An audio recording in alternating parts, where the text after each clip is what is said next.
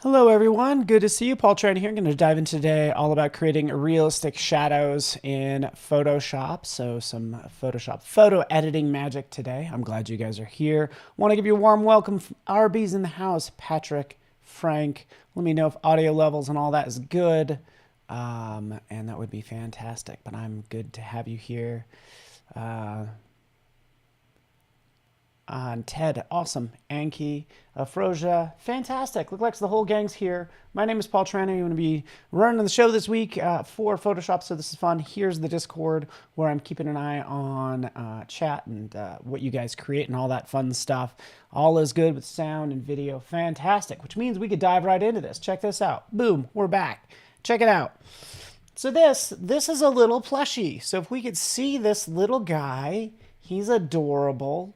Look at how little he is. So it's like taking a toy. You can see many of my toys back there. But like, you know, taking this object, making it large, making it look like it's actually in the middle of the street. So how do you integrate this into that environment? So that's the goal, right? And this is just like a teaser photo, as you can see. Nice and big, taking over the street. This is where I got my coffee this morning, right here, in case you're curious, up at Pinwheel Coffee. It's like a Montessori school. They got me this fancy coffee, which is nice. The Bug Theater, hair salon I go to, a Cova, Wildflower. All right, enough about my neighborhood. Let's get into it, shall we? Because again, this is really fun. This is only one of the images too, by the way. There's also this one. So again, even larger, this huge thing. It's really this little guy kind of integrated in that scene. And how do we do this work? So that's the goal. Ooh, it fooled you? Oh, yay. All right, so and this is the file you're given. This is actually pretty easy, but I think it's really good to study these files.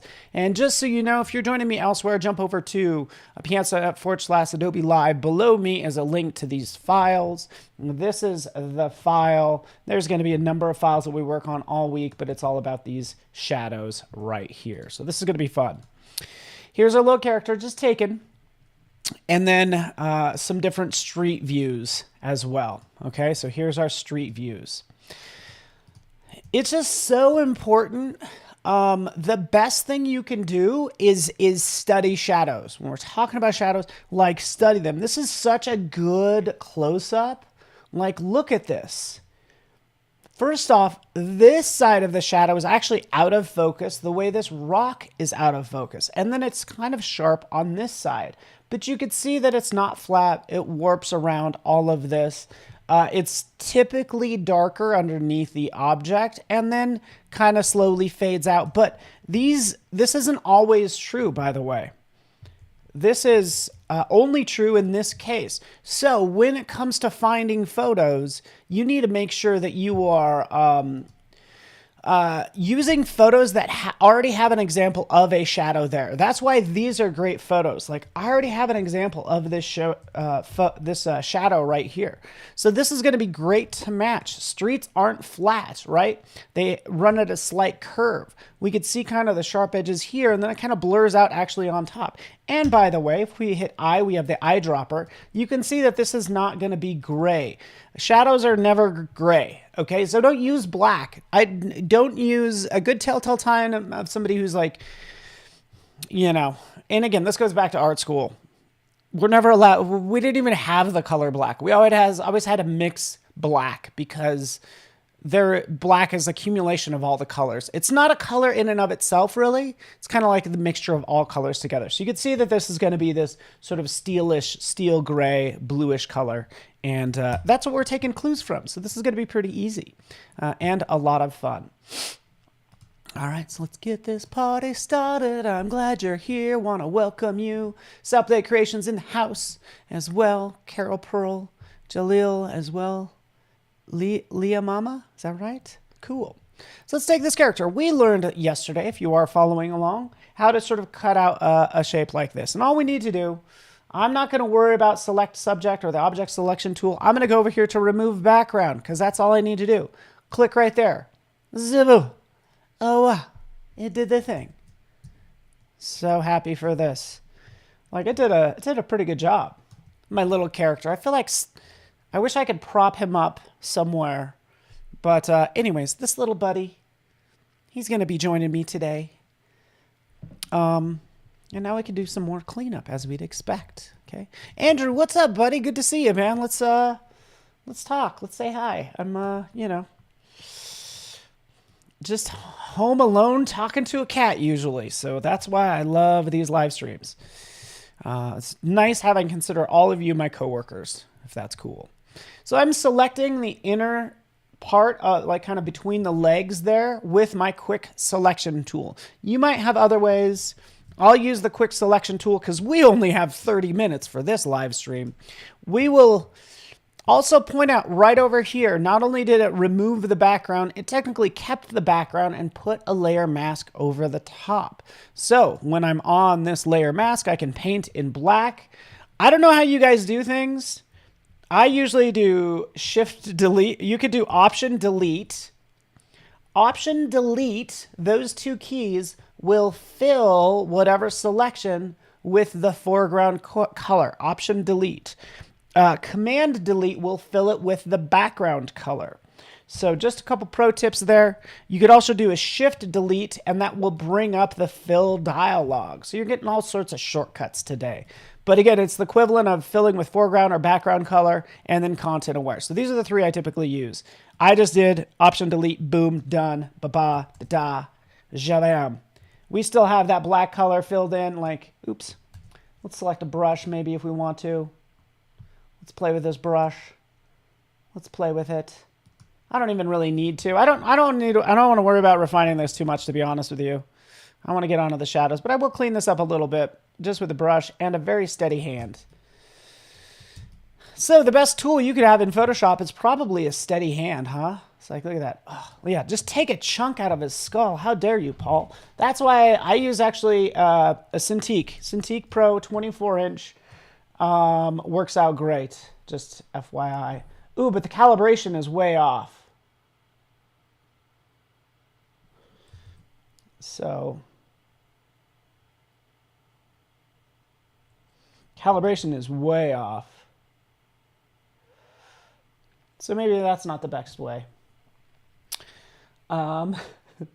Yeah.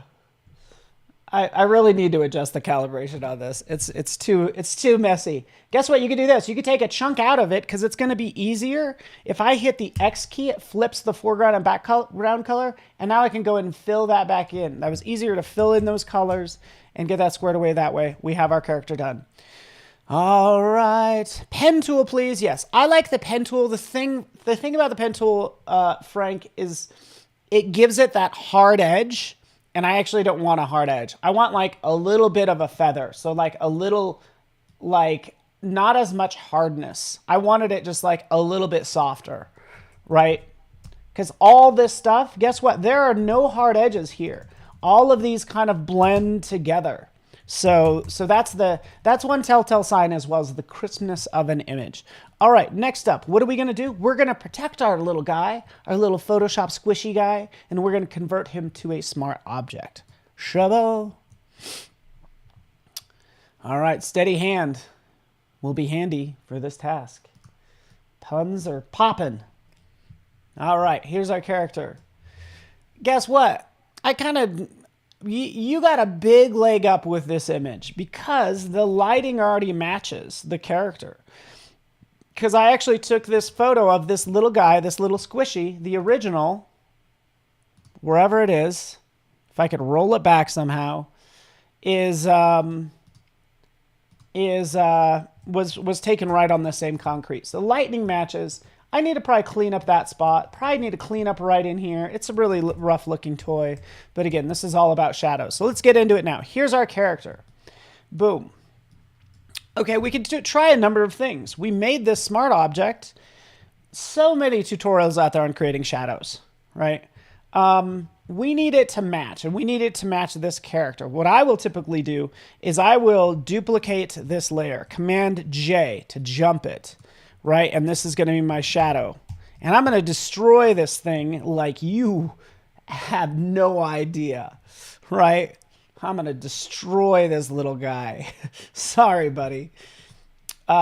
Transform. We could jump in. We can go to distort. We can go to warp. I'll probably go to distort, right? And we could do something like that. This is probably the easiest way because even though it's not going to look much like this character, and yes, it is at a different angle, this is still going to get us at a good, just a good reference point. Now, speaking of reference points and checking questions, he is very cute. I'm matching. This is why your photo choice matters a lot if you have a decision in the background. Like, I could see how long that is. So this is already at, like, the wrong angle, right? So we'll easily fix that. We'll come in here. We'll adjust. We'll make sure it is at that sort of, like, right angle. Move it. Move it. Move it. I like to move it. All right. Something like that. Okay, there we are. Hit enter. Okay. Take a sip of my shout out to Pinwheel Coffee right over here. I don't know what this dude's doing. What are you doing, buddy? Gotcha. Sorry I didn't get a photo release. I'm so sorry about that. All right. So we got part of this done. Yeah, I'm going to really get to messing with this. Okay, so bear with me. This is what I'm going to do really fast. I'm going to double click on the blank spot next to the layer. We're just going to fill this with black or at least dark gray. I know I said black earlier, not to worry. We're going to change it later. Okay, so we're going to do a color overlay and we'll just like sample from like under here, for instance. Like that. There we go. Cool. Click OK. Click OK. Done. We've been working non-destructively. In fact, check this out. We'll go to filter. We need to blur it out too. It actually gets to be like a pretty hard edge. I don't even know if we need to blur it much, by the way. So let's do that. Let's go to filter. Let's go into tilt shift. We're just going to play with this. I'm not. You know what? I might do a field blur. Let's do field blur. You ready for this? Check this out. Field blur gives us this little spot. So right over here, I can make this like super blurry right over here. But I can also add a pin right here to make it less blurry because all parts of the shadow are not created equal. So that's just a tip, even though it doesn't match this perfectly. This tip is going to help you out so much when creating shadows. So I can have down here, it's going to be a little more blurry further away than next to the actual object. And this kind of shows it well too. Really sharp, but it only gets slightly blurry over there. Okay. So we're playing with this. We're tightening it up. We're tightening it up. We're tightening it up. All right, like that. And again, as I move that around, we could see it sharpen it. Cool. Shoot. Might even be at 0. What do you think? So there that is. That's what I'll use for the blur. We have that. We'll click OK. We're well on our way. Oh, buddy. Frank says, I'm waiting for the add shadows neural filter. That would be a thing. Boy, yowza. From there, again, a cheap way is just kind of take down the opacity. And we could still play with the color overlay in here. So if we feel like we didn't get the right color, we could start to sample in there, maybe get something a little bit darker if we want to. Always keeping in mind or checking with the shadow, even sampling over here. So see how, since I've adjusted the opacity, it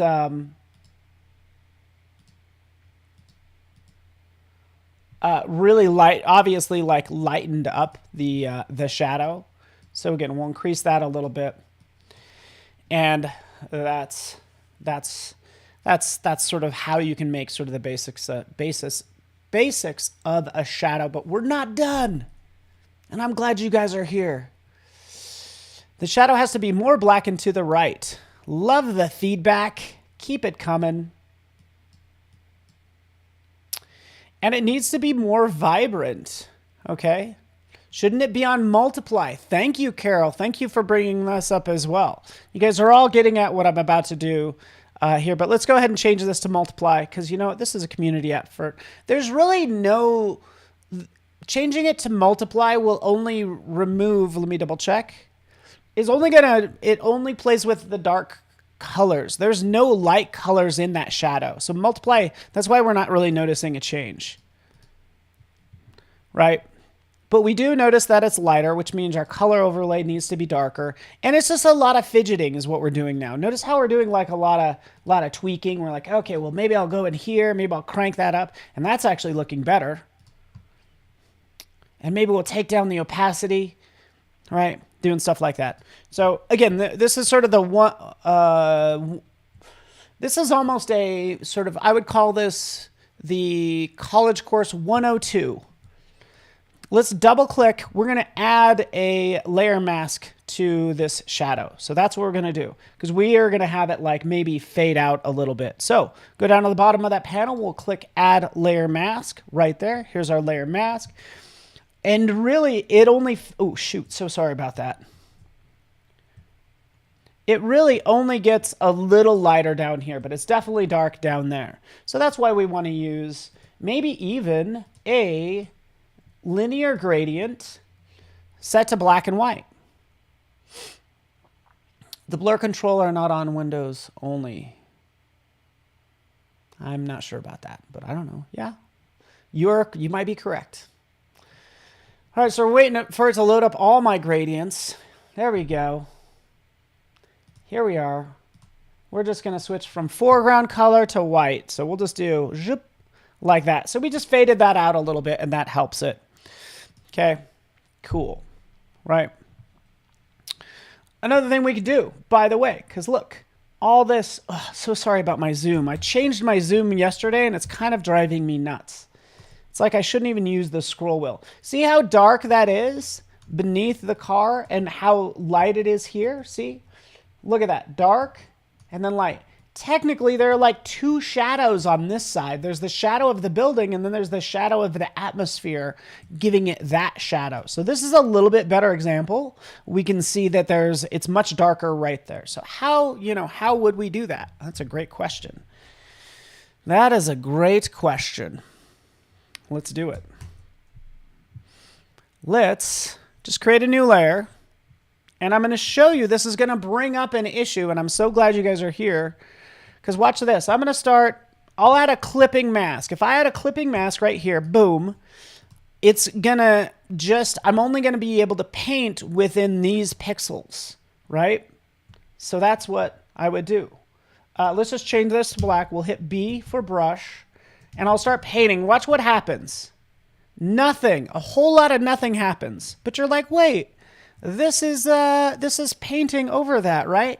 You thought it was, because what's happening in here is it's actually then applying the color overlay on top of your clipping mask. So that's the issue that's going on there. How do you get rid of it? You could do this a number of ways. It's really up to you on how you want to deal with this. Probably what I would do, I would do this. I would jump in, and again, this is real world stuff. I would rasterize this layer, right? I would rasterize that layer.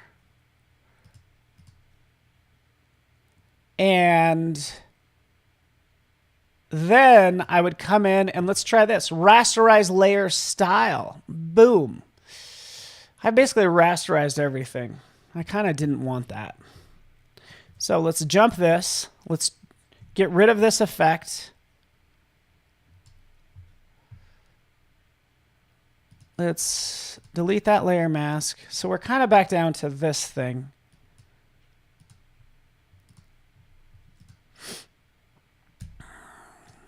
Boom.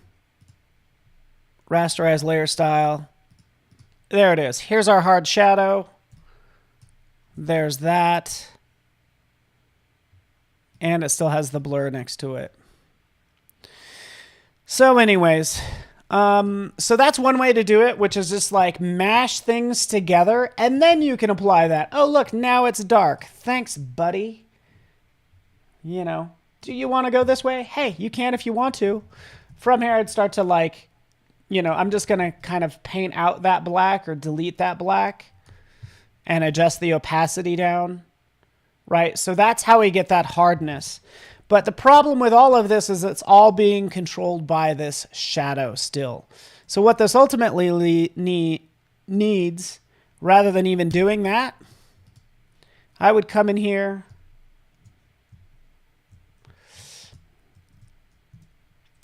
and I would just use this as a layer mask. So if you just come down, Command click, it'll turn that into a selection, apply that selection as a layer mask right there. And now I can paint on inside of there. So that's what I would do. I was kind of showing you the different ways. And the problem, kind of what you'd run into logically and what you ultimately need to do, which is make a separate layer for my layer mask in this case. So questions, concerns, irrational fears, let me know. Let me take this flow down. Let's just like paint in something that's like darker underneath like that. That's all I'm doing. Cool. So we have the darker shad under the object and then the actual shadow like so. Boom, boom. Cool. Cool. Okay.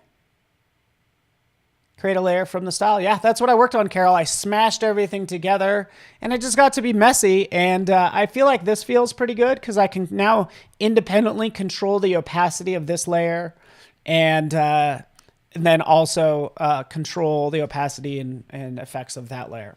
So I did that with this one layer. I'm going to do the street number 2 because I think I have 5 minutes and you know how I like starting projects and just doing a quick review of all of this really fast. Let's take this character. Let's make him really large. Let's undo that. We're going to do all this really fast as possible. Any chance you get when you're adding shadows, you know, try to put them in scenarios where you could maybe put it behind this. And that's what I'm doing.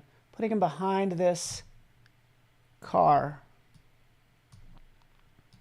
Kind of in between. So I'm going to jump in and see if I can grab that really fast.